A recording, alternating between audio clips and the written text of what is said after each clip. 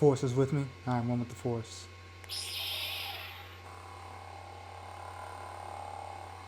What's up, Star Wars fans? Thanks for being with me again. If you're new around here, make sure you guys hit that subscribe button. I have a lot of Star Wars discussions, and you guys know it's a great time to be a Star Wars fan. And we got a lot of different topics coming up on this channel, from The Mandalorian, Jedi Fallen Order, The Rise of Skywalker, you name it. It's going to be covered here on this channel, so make sure you guys subscribe and like this page here, and send out to any other Star Wars fans that you know. Today we have a very special topic, man, but before we get into that, I want to make it very clear, as I have in all my other videos where I talk about the things I like and I don't like. I'm a huge fan of Star Wars, and specifically this era right now. You know, I don't want to say it's my favorite era. I grew up on the prequels, so those still hold in my heart very well, and obviously the original trilogy as well. But I do love this sequel saga, and I do like a lot of the things that Disney has done with Star Wars. But they have made a few mistakes, and there is one thing in particular that I'm just like, I don't know how they came about, doing this. All right, well, here it is. What we're going to be talking about today, the biggest missed opportunity for Disney Star Wars is indeed Star Wars Resistance. The third animated series for Star Wars after Clone Wars and then Rebels and now Resistance. For those of you that don't know, Resistance was supposed to take place during the period starting before The Force Awakens, and was going to carry us until, honestly, an undisclosed amount of time. Up until recently, we've now found out the second season, that I think kicks off today actually, is going to be the second and final season for the series. It has been canceled. And what I want to talk about is maybe why the series got canceled, why it didn't seem to resonate like Rebels and Clone Wars did for Star Wars fans. I want to talk about where the missed opportunity really was, and really how it could have been used to just uplift this time. It could have been used as a way to really build upon the characters that people are, have questions about, or just not sure where they fit into the grand Star Wars universe. So let's get into it. So this to me is by far the most baffling decision of Resistance. I mean, outside of the racing and whatever time period they wanted to set it in, how there could not be any characters that are Force users in a Star Wars kids show. Now we're getting The Mandalorian coming up here. We're all excited for that on Disney Plus, looking to be a really mature series coming to the new Disney streaming service. But when you have a kids show, how are you not gonna give them lightsabers and the Force and all these cool things? Instead, they gave them some racing. I mean, the kids want to see some lightsaber fights. They want to see somebody use the Force. Like I don't understand. This is like taking kids to Chuck E. Cheese and not having any candies or games. Like, kids will come to Star Wars for the Force and the lightsabers. That's, when I was a child, that's what got me into it. So to look at the Resistance, the show, and none of the characters, they're racers, they're pilots. Pilots are fine. Yes, we've had these kind of characters throughout Star Wars, but never has there not been some kind of story focused around a Jedi or a Force user.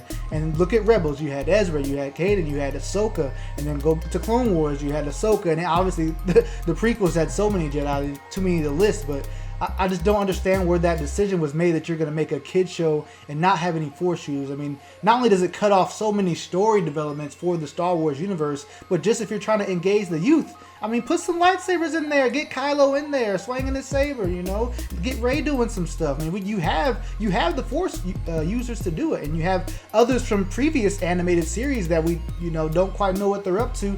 You really could have did some things with it. I'm just shocked that wasn't the direction at all that the series took. This next one, man, just goes hand in hand, and that's just the characters. The characters they decided to focus on this series are just, it's shocking. And I know that they didn't know how people would feel about The Last Jedi when this thing was getting kicked off. I'm sure they had ideas that all these characters end up being so popular. But again, none of them are Force wielders, which I've already mentioned. But you're not even dealing with the characters that are making an impact on the sequel saga. Like, this is a different scenario than any of the other animes before. Clone Wars came out after the prequels were already out. Rebels obviously way after the original trilogy. And I think that since this series is going on while the sequel saga is going on, it had not an obligation, but it needed to focus in on characters like Finn and Captain Phasma and Kylo and the Knights of Ren. I mean, and not just those characters even, but the Resistance itself, the First Order, how these things came about. You just would have thought this would have really been an opportunity for them to build upon those characters in so many different ways.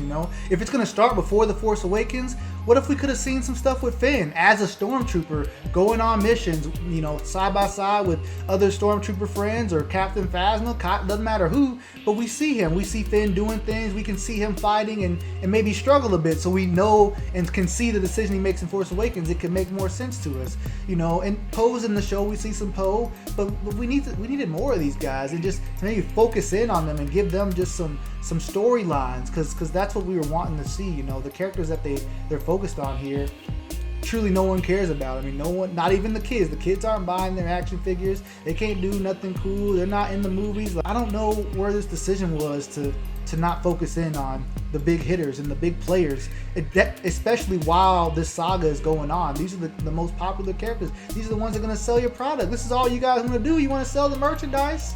Come on, Disney.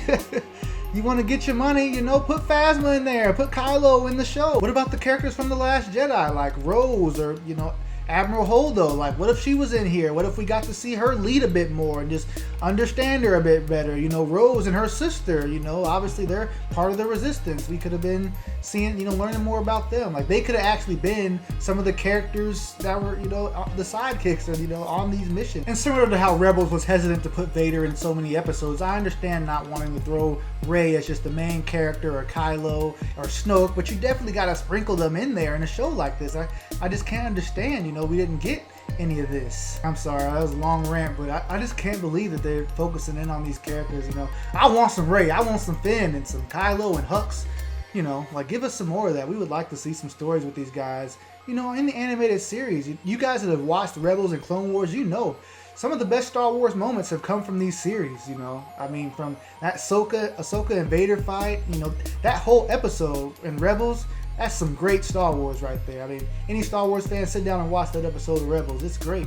Last thing here, this is just something I'm a little more confused by than something I'm a little more passionate about, but, you know, the tie-in with Galaxy's Edge, you know, a theme park at Disney World, you would have thought they would have really used these characters to build upon that, or use the park to build upon the show. I mean, who knows what season 2 is going to do, and maybe if the season would have continued, they would have eventually ended up on Batuu, where Galaxy's Edge takes place, and really had some tie-in there. But just from the beginning, why wouldn't, you know, these characters be from that planet, or from, you know, like, I just don't understand that. And, you know, the more you look at some of the Disney stuff, you can say that they weren't as planned as they probably need to be. You know, if there's one consistent criticism I can agree with, when you look at it all, you know, from the directors that have been hired and fired and changing, you know, even this Rise of Skywalker, I don't think it was always going to be J.J. Abrams coming in and finishing it up. There's going to be a third director, I think, at one time coming in and finishing it. So just the planning of it, and, you know, you have this series that this first season, again, it just seems so unfocused, you know. Okay, let's say you agree you're going to have these characters that no one really cares about. Then tie them into Galaxy's Edge, like, very strongly. Like, they need to be from there. Like they need to be in there. The character, you guys have seen Galaxy's Edge. Like, the actors there, they're in character. They need to be the Resistance people. Like, that's who they need to be. They need to be that tied in to make up for us not knowing these characters. At least they're tied into this park. So if you go to the park, you get to know the characters better. You watch the show. You might want to go to the park. You go to the park. You might want to watch the show. Like, you know, fit that in. Where was that at? I just think Resistance should have been more tied into Galaxy's Edge. That's a big missed opportunity with it. You know, especially when we're talking about the youth. You know, their big plan with Resistance. This is a kids show, guys. So they want to tie in the youth. They want the kids to just tell their parents, I need to buy the toys. I need to do everything that these characters are doing. And I really just think they missed the mark on that on so many levels, you know. The Force users, no Force users in a Star Wars kids show. Compare that to Rebels. Again, we had Ezra, Ahsoka, Vader was up in there. Like, we had everybody. Like I said, the main characters, they have some of them in Resistance, yes, but we need to be a lot more of Finn and Hux and Phasma and Kylo, you know, and again, even some of the Last Jedi characters who, let me say, Resistance hasn't got to the Last Jedi period yet. Again, I'm talking about just overall, just planning the show and presenting it in a way, whatever direction you're going to go, have a plan with it. If these are going to be your characters, have a grand plan for them that isn't this 2-season mess that you're saying was your plan, you know, because it's not. But let me know, guys, what do you guys think is the biggest missed opportunity with Disney Star Wars? A lot of people think it's The Last Jedi. I know a lot of people agree with me that it is Resistance. You know, this kind of even just missed people's radar, you know. It was so low. That first trailer just didn't really capture anybody's imagination. They didn't like the animation. Again, no Force users, no real tie-in to the sequel trilogy like you would think. So it turned a lot of people off right away with that. Let me know what you guys think about this series specifically, but then also your biggest missed opportunities. Don't forget to like this video and subscribe if you're new to this channel. I'll be talking about Star Wars foreseeable future, man. Like I said, Rise of Skywalker, The Mandalorian, Jedi Fallen Order, and whatever else comes our way. And I'll see you guys next time.